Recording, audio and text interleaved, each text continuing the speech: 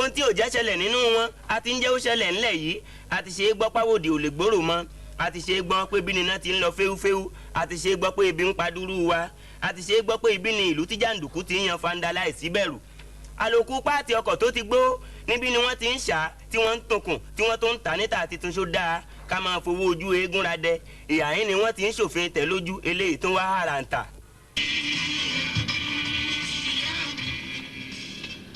nípa ọlọ́run ní ìgbàlà mi àti ògo mi àpáta agbára mi ààbò mi ń bẹ lọ́wọ́ ọba adẹ́dà ọba ṣẹ̀dá Olúgbénga Adébóyè lẹ́ ń gbọ́hùn ẹ̀tẹ́ títí ọmọ pọ́nmọ́ sí kan bí ó ṣe rìn ní àyànfẹ́ Olódùmarè ní akọni ọmọ tó ń jẹ́ Elijah késẹ́ẹ̀tì wa Arambada tá a ti ń polongo rẹ̀ láti gbà yí wá tá a sọ pé ń bọ̀ lóde ó ti yọdé tọ́látọ́lá tìyìtìyì torí olúwa tójú rí olúwa tójú rí olúwa tàṣẹ tọ́jọ́ yọ ní késẹ́ẹ̀tì ọ̀hún fi wà lọ́jà ṣé wọn náà rí Àbẹ̀fẹ́ ǹjẹ́ ẹ ti gbọ́ ọ̀rọ̀ gbáǹkọ́ ọ̀rọ̀ gbẹ́ńkọ́ àtọ̀rọ̀ gbàǹkọ̀ mọ́dà ìyá gbogbo tí ń bẹ lójú àkọ́kọ́ nù ìtú bàbá ìta ọ̀rẹ́ ẹ̀yìn àtàwọn ọmọ ìjàngbọ̀n tí ń kó ká ló lójú kejìdélẹ̀ dẹ̀hùn. I worked with NA for some years, I think 1978 through 82. Okay. Yeah. Because one day I was working as what do they call it? Commercial. Èmi mọ̀ ń tọ́nu tó bá dẹ̀ bẹ̀rẹ̀ ní ìsìn ń bú bọ̀n kan yìí ni. Ìyàwó mi ń gbà mọ́ lọ́wọ́ ní díà má fòyìnbó mo ní kí ló dé tó bá dẹ̀ má fòyìnbó má jẹ́ púpọ̀ ju kí ló dé wèrè ní yẹmí yẹn ò mú ni kì í ṣe wèrè ẹ̀ ó máa sún ẹ bó bọ̀mù yẹn kí wàá ní sẹ́ sọ́jà ìyẹn bàbá tí a sọ́jà ní mo bá ta bọ̀mọ̀tá gbé. Ó ṣe kí ni? Ìmọ̀ta gbé ìran bàbá tí a ní ṣe sọ́jà wọn ò lókun ni gbogbo ogun tó wà láyé bá mi lọ pa most of the ọ̀tá. act of God ni gbogbo ètò ìsàn yẹn yàrá filẹ̀ bẹ́ẹ̀ ó yà mọ̀ gbọ́ káyà yà mọ̀ gbọ́. So kí ni mo sọ láti I work with ṣe NA ìgbà tí mo ń ṣe pẹ̀lú NA yẹn à ń kọ káàdì fún àwọn tó ń wọlé Benjamin Adékúnlé ó yẹ kó ti pa mí ó lè máa wo ètò ìbáyìí ṣùgbọ́n torí pé mo stubborn ó release ẹ̀mí mi wọ́n ní torí pé mo stubborn wọ́n ní pé mo dí ọ̀nà mọ́ something like that ìyẹn nípa tẹ́ni ṣùgbọ́n gbà tó dijọ́ kan mo wá rí ẹnìkan wá gbé bíìtù wọlé ó de báyọ̀ de speaker mọ́ gbogbo ara ẹni chacha títí chacha títí máa ń kọ káàdì fún ma ní ìwọ lọ tó bá dẹ̀ lè ra bíìtù fún mi ń kó mi sẹ́yìn pé bí sẹ́yìn ṣe dáa tó wà lucrative tó ń kú mbẹ tó bá lè ra bíìtù fún mi ọ̀tán ní Ìkébè Wálé Adénúgà ló bá yá mi lówó ń jọ náà ó ní kí n kọ́kọ́ fẹ́ ra mọ́tò rẹ̀ fáwọn fọ̀ọ̀kan LA 301 ó ní ẹ̀ tó bá ń yọnu òní máa ń tọ́tọ̀ bọ̀ọ̀rá tuntun àṣàjọ fowó yẹn papọ̀ bákan ṣàmù sára bíìtù mo ti wá ra bíìtù mo rántí tí mo rẹ fọlọ́run pé tí n bá ti ra bíìtù o n mọ̀ kú o bí mo ṣe resign yẹn sọlọ́run lọ́rùn. mo bá apply sọ́dọ̀ Ọlọ́run torí ẹ̀ mo máa ń sọ pé wàláì kò sí téèyàn bá dó tọ́lọ́run kò sí tí ò lè ṣẹlẹ̀ sí ní dáadáa tínú tiẹ̀ náà bá ṣe báyìí ni o. báwo ni Funwontan ṣe bẹ̀rẹ̀ gangan?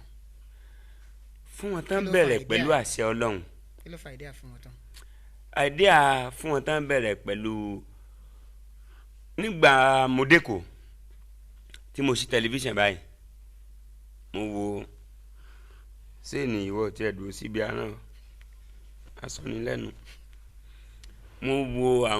mo wo television program mo wo NTA 10 níjọ́ náà lọ́hùn mo á wo akéwì kan mo fọkọ̀ bò láṣìírí wá ń kéwì ó ké dáadáa ṣùgbọ́n kò dáa tó mo á rò pé tí mo bá wọ tẹlifíṣàn wọn dáràn ó sáwọn kéèyàn máa mo bá ní tẹlifíṣàn táwọn wo ìbọ̀dá mi sójà ni Samuel Oyèbọ̀dé ọ̀dọ̀ ẹ̀ mo dé sí ẹni tí mo ó gbogbo oríire mi fún lẹ́kọ̀ọ́ nù káníkọ̀ gbà mí jọ́ kìíní mbà tí ríbi dúró sí ọwá ní àwọn ọmọdé bẹ̀ Ìkòyí níbẹ̀ wà lẹ́gbẹ̀ẹ́ òkun àlọ́ bẹ̀ náà mo á ní mọ́mọ́ ìwé kéjú ẹni tí ẹ sóò ní jẹ ẹrin lọ wọ́n ní ó sì ń sọ̀rọ̀ gbàgbà báyìí mo bó ti wà náà mi nìyẹn o ẹ má bínú àbẹ́ ẹ̀ pé ń tọ̀ ń wá kájọ kéwì talent hunt lórúkọ program àwa ṣe lẹ́yìn àtúnṣe youth sing kankan mo ṣáà ọlọ́run ṣáà bá wa ṣe ṣá làbá ṣáà bẹ̀rẹ̀.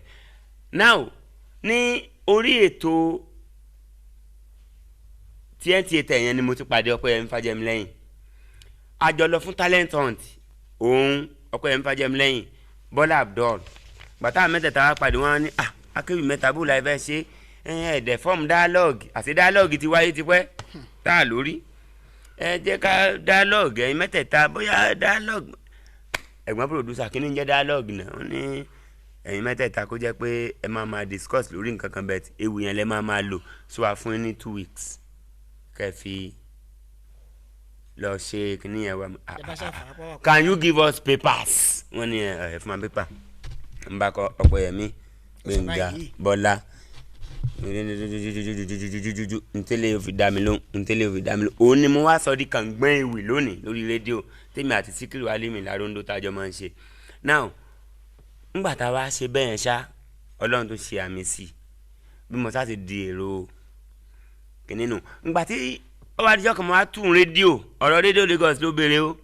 Ńgbà mo wá tún rédíò mo wá ń gbóhùn Ọpẹ́yẹmí mọ́ ni ọ̀rẹ́ mi talent hunt rèé mo bá wá ń bá lọ bá mi tọ́ Ọpẹ́yẹmí bò ní ó ti di ara bí ó ní producer rẹ o bá ti jà ní Tọ́lá ní Ṣódípẹ̀ rẹ Jídé Adégùsì bẹ̀rẹ̀ kíníkan ẹ̀ ǹlẹ́ ọ̀gá o. Ó wá sọ̀rọ̀ kan ní this is an artist undercover ó ní it's great.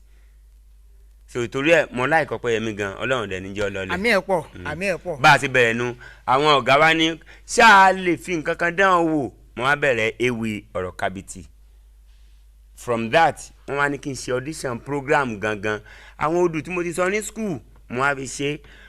Mrs. Oguntayo ọgbà náà tó jẹ́ general manager Ìsọ̀yè ní ṣiṣẹ́ o. Ibi tí Ìsọ̀yè rẹ ṣe déhùn ó tó gẹ́. ká tó lọ lórí ètò yìí wọ́n fún ọ lóògùn tó gbádùn ayé ẹ̀. Gbenga jẹ́ ìkan nínú àwọn broadcasters tí ó máa ń ṣe àkọsílẹ̀ nǹkan tó bá ti ẹnu ẹ̀ jáde. Eléyìí náà dẹ̀ tún ń ṣe ìrànlọ́wọ́ fún nípa àwọn nǹkan míì tó dáwọ́lé yàtọ̀ sí iṣẹ́ rédíò. Fún àpẹẹrẹ àwọn àwo rẹ́kọ̀dì tó ń gbé jáde kì í ṣe pé ó ń kọrin nínú rẹ́kọ̀dì nìkan ó ń fi ẹ̀fẹ̀ ó dẹ̀ ń lo odò sí.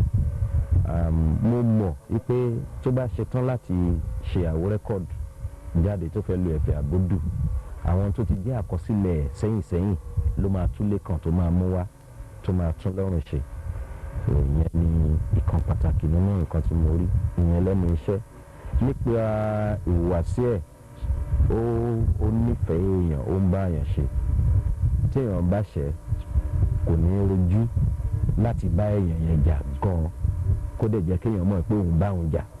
Gbenga Adeboye òun jẹ́ nìkan tí Ọlọ́run dá torí Yorùbá a máa ń wí pé bí àṣà Ìjẹ̀ṣà pé ọ̀nà Ọlọ́run dá ó sì ń fara wé Ọlọ́run máa ń darí ẹ̀ ní lọ́nàkọ́nà torí ó lè èèyàn kàtà lẹ́kùn gírí pé Gbenga Adeboye báyìí ló ṣe jẹ́ gẹ́gẹ́ bí olóyìnbó ṣe máa sọ pé kéèyàn divine àbí kéèyàn give definition ẹ rọrùn láti sọ pé Gbenga Adeboye bẹ́ẹ̀ ló ṣe jẹ́ Ọlọ́run ló dìídì ràn ó fi iṣẹ́ yẹn ràn ni àtòrí o àtọ̀rọ̀ sísọ o àti ewì o Ọlọ́run dìídì fún un láti òde ọ̀run wá ni ó dẹ̀ jẹ́ nìkan tó jẹ́ pé ó máa ń jẹ́ kí àwọn tó bá jẹ́ ń bẹ̀rẹ̀ kán dìde.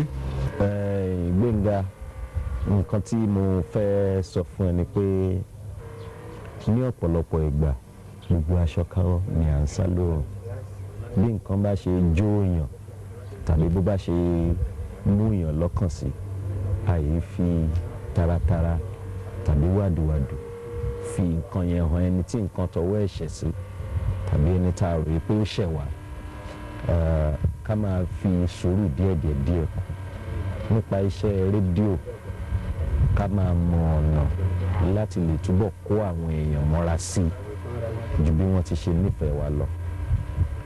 Kì í ṣe pé a kówó sílẹ̀ fáwọn tí wọ́n ń gbọ́ wa tí wọ́n ń fìfẹ́ hàn sí wa tàbá ní nǹkan tá à ń fún wọn Ọlọ́run ló fi ìfẹ́ wa sí ọkàn wọn.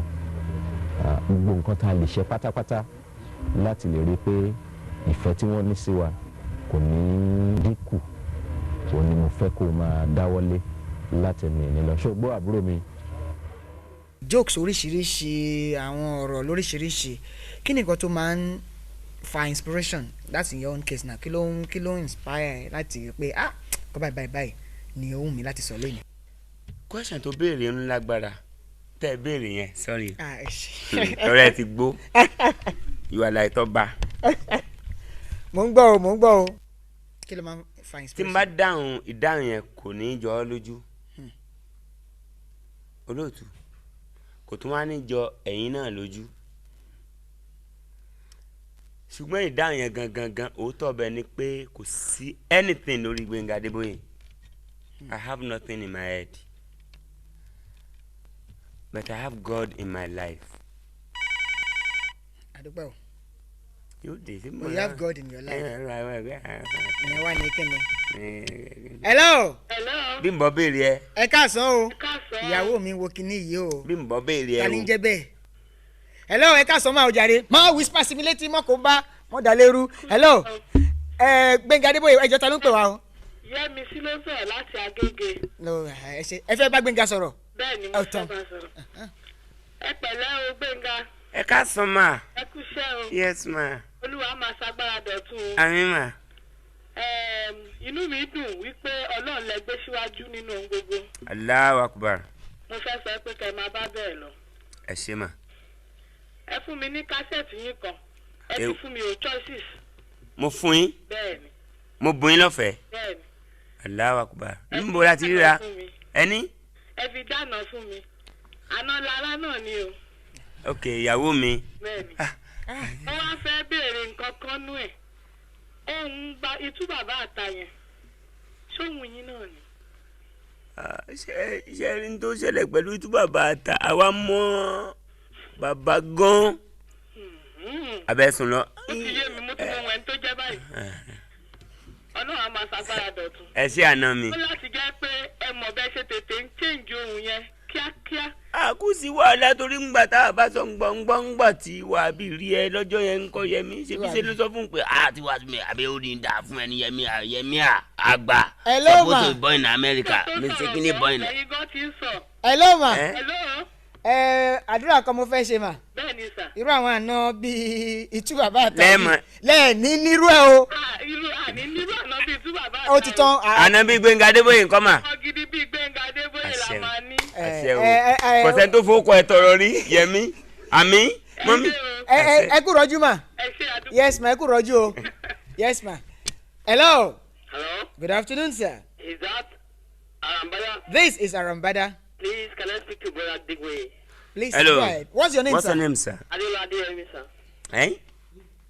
Ade? Olu Adeyemi. Okay, from where, sir? From Lagos Island. All right. Yes, sir. Okay. Ẹni mo fẹ́ béèrè church ten lọ, sir. Ngbà tó sọ gbogbo tó àkọ́kọ́ léèbó, why tó sọ the last one léèbó? Sọ léèbó. Ẹni bí ó sọ ẹ̀jẹ̀ dá wa lóòótọ́. Okay, ó lè jura wọn lọ. I attend the Apostolic Church, Ìjọ Apostolic náà, in which my father is an overseer. Oh, that's very good. All right? Yes, sir. À ń kọ́ church wa ti lọ́nà Okay. sí area bíi Bájà yẹn. Okay. Ṣé ń gbọ́? Yes, sir. Pẹ̀lú ògo ti Ọlọ́run k'Ọlọ́run wọn gbà fún mi tán yányán.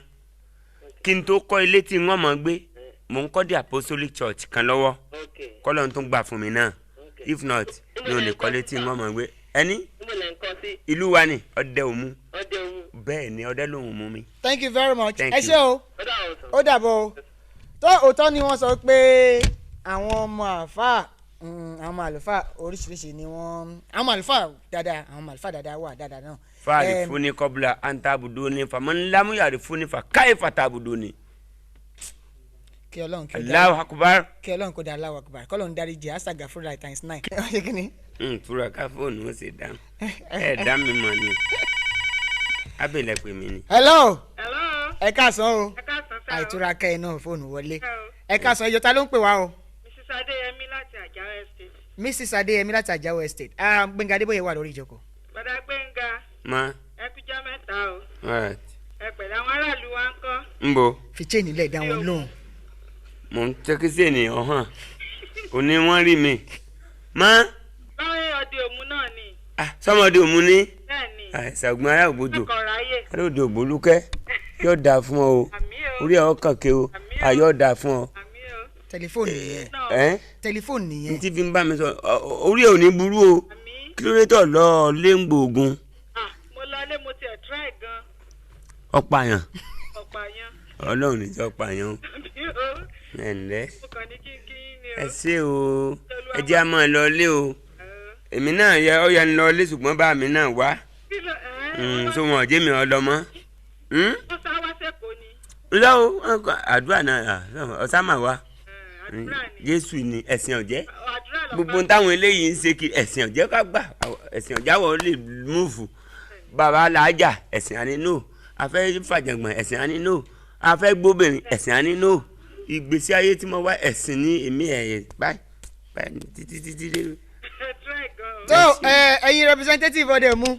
Ẹjọ́ ọmọ ìlú bo ni. Ẹ kú rọ́jú o. From where are you? Láì kí ló dé Abẹ́òkúta ni ṣé mo tún máa tún ṣe yẹn. Ẹ̀gbá ni ọ́ dálẹ́gbà. Ẹ jẹ́ a máa tẹ̀síwájú. Fún abalẹ̀ o. Gbẹ̀ngà mú sọ̀rọ̀. Jẹ́ nsọ tó ṣẹlẹ̀ fún ọ fún bàbá Abẹ́òkúta kan lọ́sàn-án. Kí ló ṣẹlẹ̀? Mo ṣe ń bọ̀. Hello phone. Hello. Àyà mi. Fún abalẹ̀ ẹ̀rù mi ń bà. Ẹ tètè gbé lọ́rọ́ yín ó sọ owó lórí tẹlifóònù yìí mú sọ̀rọ̀ mọ́ bọ̀ ọ̀ nígbà gbàgbé. Hello. Ẹ ká sàn ta ló ń pè wá? Ẹ ká sàn. Fún mi. Láti bo. Láti Victoria Island. Ok ó yá ẹ sáré bá Gbẹ̀ngà sọ̀rọ̀. Báwo ni fún mi? Are you alright? Ok. Ẹ sọ ẹ̀fẹ̀ kan fún mi. Ò ṣe lọ́sàn-án yìí fún mi ń bọ̀ mi bẹ̀rù àwọn bàbá yìí. Sorry sir daddy. Ṣé mọ̀ pé mi ń bọ̀ mo dẹ̀ bá excuse me mọ́tò wa ń jóná bẹ̀tẹ̀ àwọn mọ́tò onímúdọ̀ọ̀gì yẹn ni kì í ṣe irú ti ṣe wọn gbọ́ láti ìyàwó rẹ o apá kìíní torí wọn rà mí. Àmì ẹ̀pọ̀. Àmì so mọ́tò yẹn ń jóná yìí mo gbé kìíní jáde nìyẹn kí ló kọ́ tẹ́ ẹ máa fi. extinguisher. Ayé mi ò jóná rí mi ò lè mọ́ ọkọ̀ ẹ̀ ìwọ ló lè mọ̀ mo ti gbé extinguisher àbí kí ló pé mo gbé jáde nìyẹn fáà fú mo kàn sáà ń fẹ́ everywhere. Bí kìíní ìyẹn bá ti wọ́n iná tún bẹ̀rẹ̀ mo tún ní mo dáná mo bá tún gbé kíní omo níyàwó mi máa ń lò kó ń lo extinguisher I like that my wife kò kí n bá yẹn lo nǹkan ìjọba omo àtomi á ti rẹ́ kíní iná yẹn kún sí báyìí mo kàn ní gbọ́ kó mo ní ilé wa lọ́wọ́ ayé nu bẹ́ẹ̀ ni bàbá ẹlẹ́gbàá kan yọ ẹjọ́ torí Olódùmarè o táàrè ní mọ́tò ìmọ̀ òun wò yìí aráàlú yín táàrè ní mọ́tò ìmọ̀ òun wò yìí máa yẹn ṣe mọ̀ Amẹ́ríkánà ni mo rò pé lówó lọ́hùn ó tún lówó ń bí ó ní no problem papa ẹ má para yín papa ẹ má para yín kí ni tẹ́ lè ṣe láti help wa bàbá yẹn n kò rí mo lè ṣe láti ràn ẹ́ lọ́wọ́ sóyè ṣùgbọ́n nípa iná ẹ̀ àti mọ́tò ń jó yìí mo fẹ́ béèrè táàrè ní mọ́tò ń jó lọ́wọ́ yìí bàbá yẹn so sìgá ọwọ́ ìwà kú dáńkú ọba tó ń sọ sígbó ọba mú sìgá mi ìyẹn ni bàbá èmi ni mo ní mọ́tò no problem ẹ̀yin gangan cool kí lẹ fẹ́ mo kàn ní kí n béèrè ní ṣé mo lè fi iná mọ́tò ẹ̀ enjoy ṣé mo lè fi láìtì sìgá mi. Gbenga Adeboye for you. You too. For the past, that is an acting. He would have been, well, even all the same, I think he's one of the best husbands. Because when you think of the type of work he's doing and the way he's going about it, he doesn't lose his head. I think he's okay. I will give him 95%. And at home, he's a very loving father, strict, but very caring, and I like the way he treats his family and his own affairs and everything. And he's very, very hardworking, very, very devoted worker, very, very dedicated man to his job. He doesn't play with his work. When he's busy writing his script, he doesn't want anybody to disturb him. And he's always thinking of how to improve himself, how to make, not necessarily for the money. He works out with interest. He loves what he's doing. That is why he's doing it very well. So, yeah, Gbenga Adeboye, yeah, my darling, I cannot really advise you. I know you are in a better position to advise yourself. But all the same, I would like to tell you that keep it up, be more careful, Don't let anybody lead you astray, and make sure you do not make any mistake outside. Always remember me and all what we have gone through. Don't let any girl or any lady out there sweep you off your feet. I know nobody can do that anyway, by the grace of God. ìyàwó Gbenga Adeboye ni ẹ gbọ́rọ̀ lẹ́nu ẹ̀ má yẹn. dán ló wo rárá má dán lóhùn you are jealous. ní títí yẹn gbẹ̀ngàn yẹn la. yẹn lára. Ojowu. Lára Jowu. tó. But I love her. I know you do. Do. Because we all obìnrin tó wọlé èèyàn tí nǹkan èèyàn padà sẹ́yìn ó yẹ ká bọ́. bẹ́ẹ̀ ni àti pé gbogbo èbó tí Gbenga fún rẹ̀ ò tiẹ̀ fẹ́ sọ gbogbo ẹnìyàwó ẹ̀ ti kó sápò tí ń tú yege rẹpẹtẹ ẹ̀rí téyìn bó ń jáde ní rẹpẹtẹ. ojú mi kò tilẹ̀ ríran wọ́n rò pé tí ń pe orin ni. ojú mi kò tilẹ̀ ríran mo sì tún sọ̀gbọ̀nù mo sì tún sọ̀gbọ̀nù ọlọ́run ló mọ bí mo fi sí. ọlọ́run ló mọ bí mo fi sí. ìgò mi sọnù.